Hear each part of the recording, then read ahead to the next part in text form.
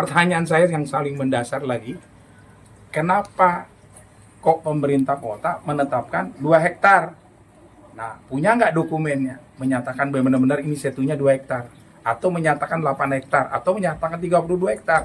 Saya butuh dokumen itu. Kalau dokumen itu ada, monggo. Nah, kita ngikutin aturan.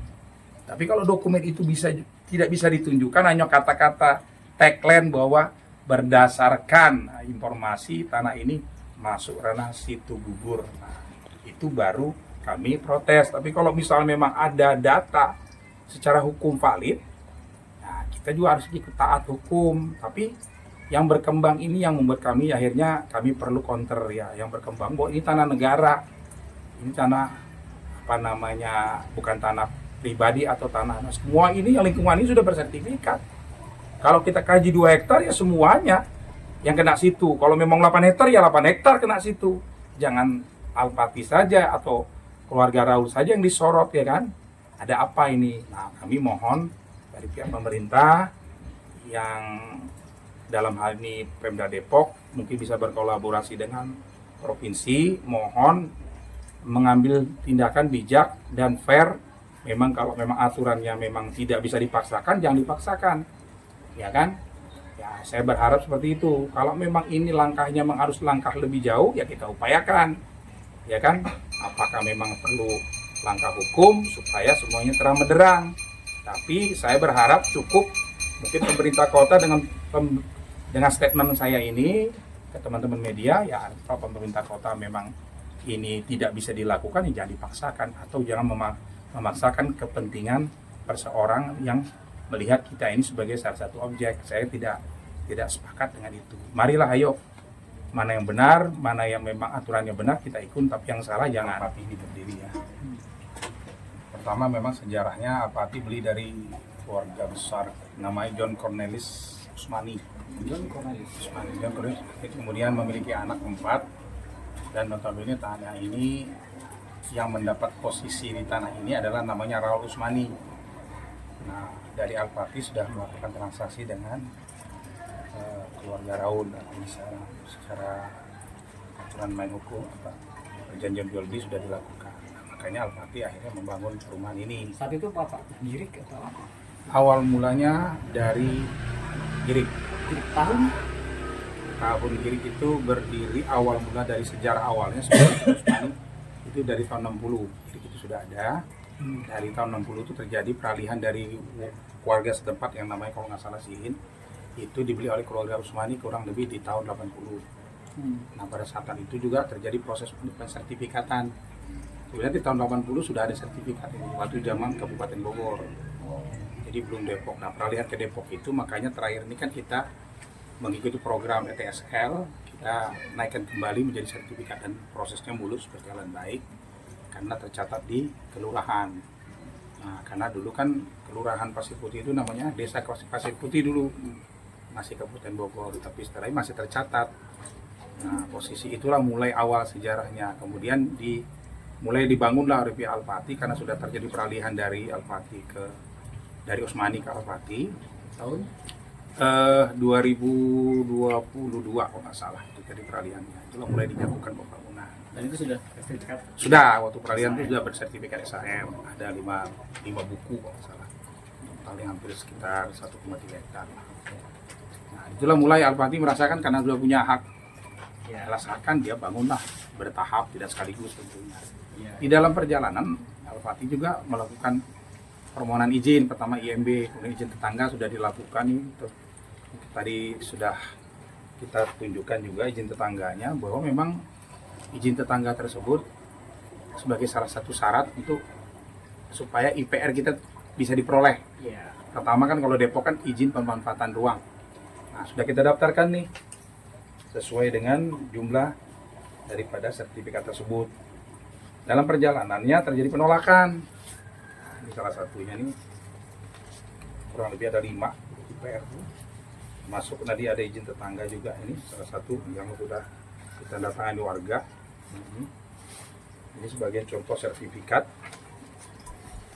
Nah, ini juga yang kita daftarkan sebagian, hampir seluruhnya sudah kita daftarkan penolakan karena terindikasi adanya situ.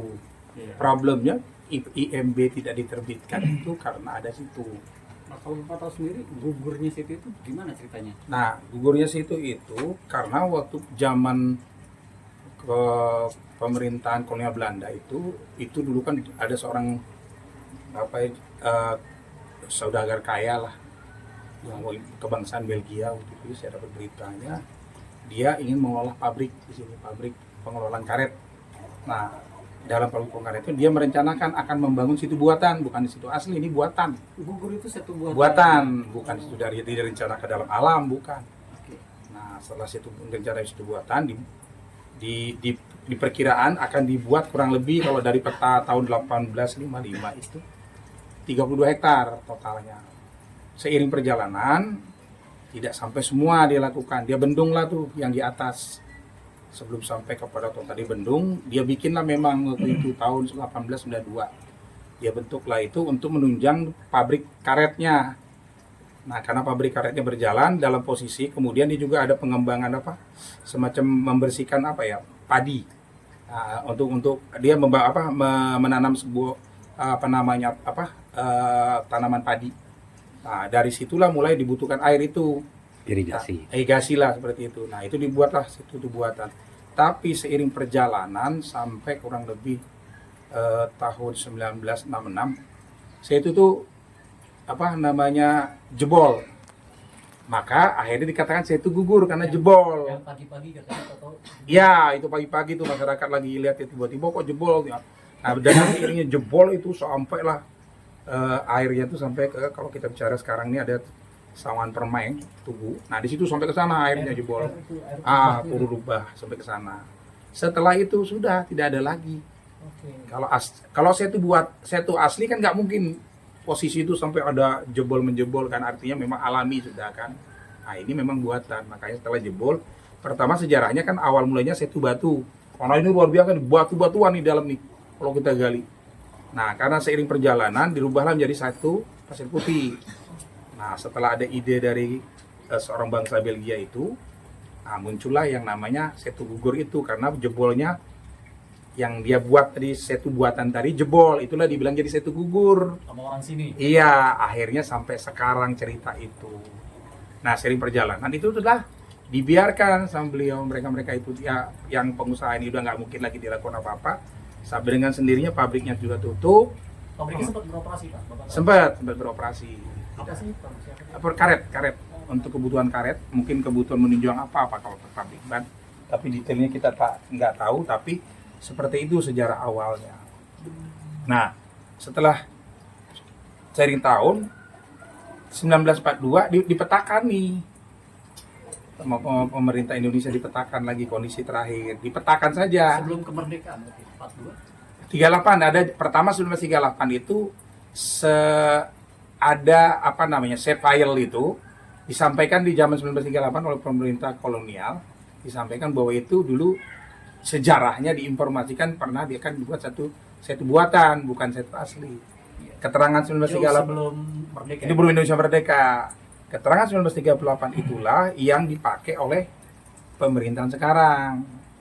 Jadi terus dipakai ceritanya. Tapi di situ tidak ada yang menyatakan menetapkan 32 hektar, menetapkan 8 hektar, menetapkan 2 hektar. Kata-kata itu tidak ada satupun dokumen yang menunjang. Karena kami pernah datang ke Dinas Provinsi Sumber Daya Air, kami tanya kepala dinasnya nggak punya dokumen.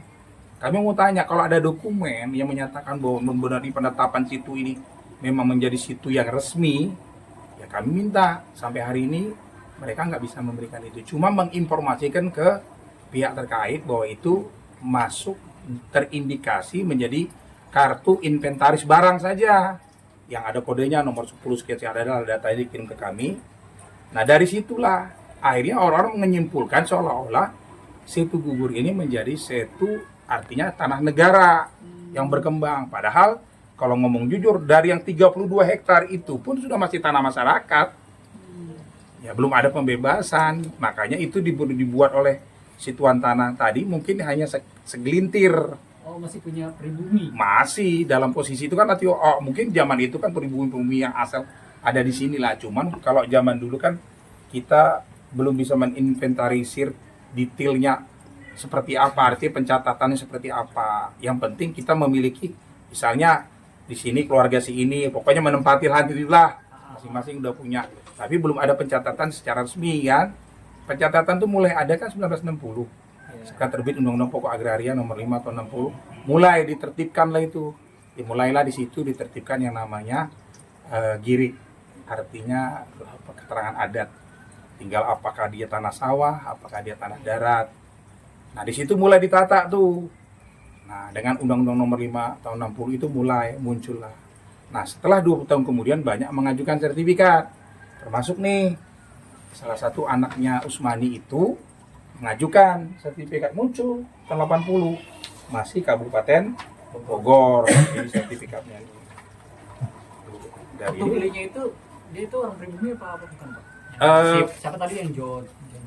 John Cornelius Usmani itu ya orang asli, mungkin keturunan dari Ambon. Ambon, tapi pemiliknya orang-orang Indonesia lah, warga negara Indonesia. Cuman dia terafiliasi, katanya ada darah-darah turunan dari Belanda, tapi Belanda, Depok lah ya istilahnya seperti itu. Dia memang juga tuan. Nah, dia punya pabrik, kalau salah usaha pabrik teh. John siapa? Usmani. John Cornelius Usmani. Cornelius Usmani. Dia beli dari, ini ada salah satu asli pemilik awalnya tuh, ini ada ahli warisnya 3 orang. Muhammad bin Sainin, kemudian Alimah bin Sainin, dan Rohmah bin Sainin ya. Nah, dia beli nih prosesnya nih. Tapi ini kebetulan karena sudah dibagi kan. Jadi ini kebetulan Yahya, anaknya nomor 1 dari John Cornelius Usmani, ini anaknya Yahya. Dengan luas yang sekarang ini salah satu contoh ya, di 1.300 peta bidangnya ada 1.115 meter. Tahun 80. Tahun 80 sudah ada terbit sertifikat. Jadi bukan dalam arti ujuk-ujuk. Iya. Ternyata lama pun sudah ada. Jadi sebetulnya. Jadi peta historis itu tidak sesuai dengan kondisi lapangan yang sudah ada sertifikat. Iya, betul. Kalau kita bicara peta historis sekarang ya jauh dengan apa yang kita miliki di tahun 80 kan. Kalau tahun 80 aja sudah bersertifikat, berarti kan sudah ketata dulunya. Kenapa sekarang baru, artinya pemerintah sekarang baru mulai ribut, baru mulai ingin mengklaim dan sebagainya, ya kan? Kalau saya analisa, saya pelajari, ini kan ada kali di antara situ. Biasanya kalau situ tuh nggak mungkin ada kali. Kalau situ tuh jarang berseberangan sama kali. Kalau secara ekosistem ya kali ya kali. Kalau situ ya situ. Ini kalinya ada, tapi situnya pasti nggak akan ada. Kalau ada situ pasti kali itu tidak akan ada. Yang saya pelajari secara ekosistem ya. Nah, seperti itulah sejarah akhirnya. Nah, kenapa akhirnya ini menjadi menjadi polemik besar ya kan. Karena memang pertama yang terus terang saya bilang, kalau saya melihatnya, memang saya datang di posisi ini, dalam posisi di Al-Pati ini, dan keluarga Usmani ini memang agak datang belakangan. Ada juga sebelumnya, ada pengacara sebelumnya yang mengurus, tapi mungkin jadi tidak tuntas. Akhirnya saya lanjutkan setelah saya pelajari bahwa memang ada beberapa noise nih. Noise dalam artian banyak yang menyoroti ini, artinya ada yang tidak berkenanlah dengan kehadiran Al-Pati dan lingkungan ini gitu loh. Muncullah tuh di media, dibikinlah statement begini, berkembanglah cerita ini, digoreng tuh sampai akhirnya kami ngerasa, wah ini beritanya nggak berimbang nih, nggak adil nih. Makanya saya perlu menjelaskan ini, perlu menyampaikan bahwa kami secara tidak langsung, dokumen itu jelas ada. Bahkan girik kami sampai sekarang, girik itu ada 162 dan 1163 tercatat di kelurahan sampai hari ini. Nah, girik itu mulainya terdaftar di tahun 60. Sampai hari ini masih tercatat, dan saya ada koordinasi dengan pihak kelurahan bahwa kalau mau jujur, tanahnya Raul, artinya pewaris dari Usmani ini bukan sedikit. Sampai hari ini tanahnya Raul itu di mana-mana di sini. Boleh dibilang kalau kita cari historinya semua mungkin hampir 30 hektar total tanah beliau. Cuman ini lagi kami inventarisasi satu persatu mana yang mau kita beresin. Tapi yang fokus kami ini